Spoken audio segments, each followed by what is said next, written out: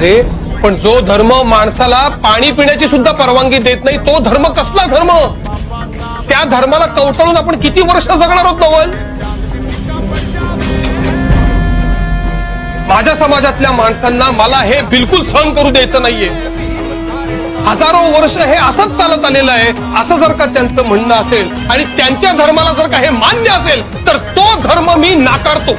नवल मी धर्मांतराचा निर्णय घेतो. धर्मामध्ये ज्यांचा भेदभाव त्यांच्याकडे का म्हणून जावं. धर्मामध्ये ज्यांचा भेदभाव त्यांच्याकडे का म्हणून जावं. घेत नाही ते भीमाचे नाव त्यांचा हे वेगळाच डाव. म्हणून राज्य सुरू केले त्यांनी.